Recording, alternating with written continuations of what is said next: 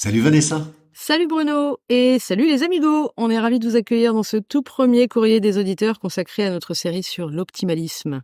Avant tout, on voulait vraiment vous remercier pour vos nombreux messages d'encouragement suite à la naissance du petit Péchu. Et oui, il a pas encore 15 jours, il a déjà eu tout plein de tontons et tatas qui sont venus les visiter, qui lui ont laissé des petits mots. Alors le souci par contre, c'est qu'il est comme moi, il s'attache très vite. Donc on espère vous revoir régulièrement. Pour ça, on vous invite à vous abonner à la page LinkedIn dédiée à Péchu ou bien à votre plateforme de podcast préférée, Apple Podcasts, Deezer, Spotify.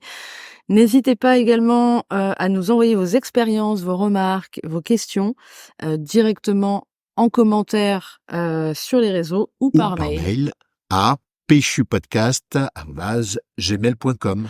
Voilà, on sera ravis d'y répondre dans ce courrier des auditeurs. Et justement, Vanessa, on a reçu 2 questions cette semaine. C'est ça, 2 questions exactes. Alors, on croule pas encore sous les demandes, Non. mais bon, c'est un bon début quand même, on est content. Donc, merci à vous qui avez pris le temps de nous écrire. Alors, justement, pour commencer, on a reçu un mail de Caroline, qui nous dit, donc je vous lis ce mail. « Salut Bruno et Vanessa, merci pour votre podcast qui donne la pêche, j'adore. Je ne connaissais pas la notion d'optimalisme dont vous parlez, mais je trouve ça intéressant. Toutefois, j'ai du mal à croire qu'il soit possible de rester optimaliste face à une situation difficile ou face à un échec. Votre avis ? » Alors d'abord, Caroline, merci pour ton message. Ce sont les premiers, donc nous les honorons, les fêtons. Et on adore que tu adores. Alors pour répondre à ta question, il faut bien se souvenir qu'un optimaliste, c'est un optimiste réaliste. Donc il ne s'agit pas de croire, mais bien de pouvoir analyser et de manière réaliste se rendre compte de comment il est possible de chercher le meilleur en soi par rapport à différentes situations. Alors, je vais commencer par l'échec quand même. L'échec, c'est important de se souvenir, et c'est vraiment comme ça que le considère l'optimaliste, comme que c'est une expérience, que c'est Apprentissage. Exactement, que c'est un apprentissage.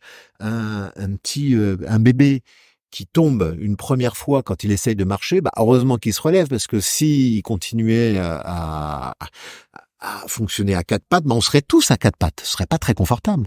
Ça me rappelle ma nièce qui vient de vivre cette expérience d'apprendre à marcher en tombant. Et voilà, et ça se passe très bien. Et ça se passe très bien. Et beaucoup de choses, on peut les apprendre ainsi.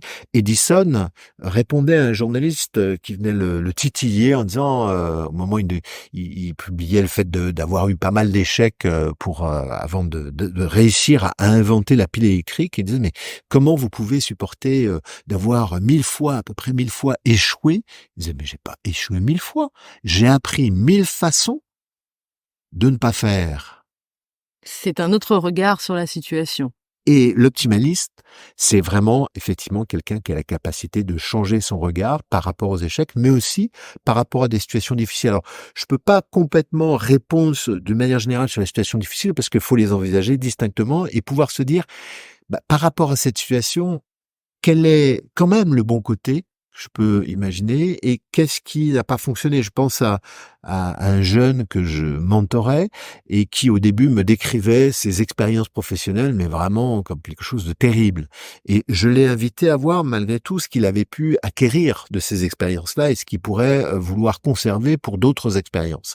Et en l'accompagnant comme ça, près sur 6 mois, au-delà, il m'a envoyé des mails sur ses succès. Il était content d'avoir changé d'état d'esprit. J'ai réussi, en alchimiste, à le transformer en optimaliste, alors qu'il était vraiment très coincé sur ça ne fonctionne pas.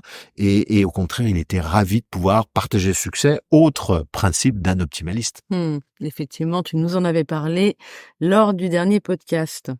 Alors, ce dernier exemple dont tu nous parlais, le jeune que tu mentorais, ça va peut-être justement parler à Marie, puisque Marie nous a écrit et Marie s'interrogeait pour ses proches. Donc, Marie nous dit « Mon père, qui a aujourd'hui 67 ans, a toujours été d'une nature très pessimiste, bougon, râleur. Et mon fils de 15 ans semble avoir hérité du mauvais caractère de son grand-père. Pour moi, qui suis au contraire de nature joyeuse et optimiste, c'est parfois difficile à vivre au quotidien. Comment pourrais-je les encourager à adopter un état d'esprit plus optimaliste ?» Alors, je vais reprendre par exemple sur le jeune. Alors, c'est un ado, alors que le jeune dont je parlais tout à l'heure était plus âgé, donc c'est quand même pas du tout la même. Pas exactement le même profil. Pas vraiment.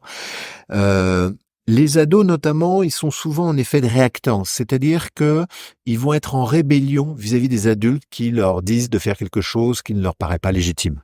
Et finalement, et ça c'est grâce à Énergie Jeune, qui est une association qui travaille à aimer apprendre à l'école, donc qui lutte contre l'échec scolaire, Le le décrochage. décrochage, cherchez le mot, merci. Et, et donc où des scientifiques, une équipe scientifique qui nous accompagne a vraiment mis en avant le fait qu'il fallait éviter de dire ce qu'il faut faire, mais plutôt les inviter eux à se prononcer et notamment ils s'écoutent plus les uns les autres. Deuxième point concernant ce jeune, attention, les mots créent le monde. Donc le fait d'associer ce jeune à son grand-père risquerait vraiment de faire en sorte qu'il soit pour le coup non pas en réactance mais en loyauté vis-à-vis de son grand-père, parce qu'au moins en opposition vis-à-vis des grands-parents, et finalement rester dans ce mauvais caractère parce que ça le définit. Attention à ne pas définir en fait ou à pas relier.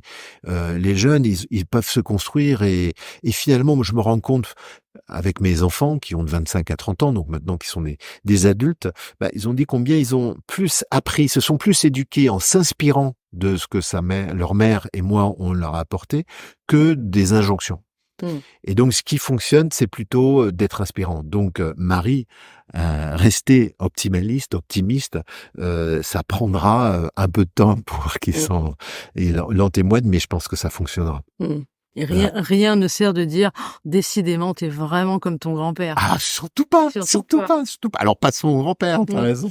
Ne l'oublions pas. Alors sans avoir 67 ans, je pense que j'avais la cinquantaine, j'étais plutôt en mode Monsieur Ronchon. Et grâce à la psychologie positive, au changement de regard, notamment avec le journal de gratitude, eh bien, j'ai basculé sur cet état d'optimaliste et plus couramment. Et j'ai viré. Maintenant, c'est un peu Monsieur Happy, je dirais. Exact. C'est ça. Oh, Mr. Happy, ça. Mr. C'est Happy. comme la tasse. Et Monsieur Ronchon, il apparaît de temps en temps, mais j'ai vraiment basculé. Donc, il est possible à tout âge de pouvoir changer. Alors, il y a des méthodes. Je l'avais fait vis-à-vis d'un proche qui a tendance à maintenir son pessimisme en regardant les différentes chaînes qui dépriment, LCI, BFM TV, CNews, etc. Voilà, toute cette clique. Et alors moi, j'avais fait autre chose. C'est quand il était venu à la maison, j'avais mis des YouTube. J'écoutais des différentes émissions sur l'optimisme, que ce soit Philippe Gabillet, Martin Seligman, père de la psychologie positive, ou d'autres.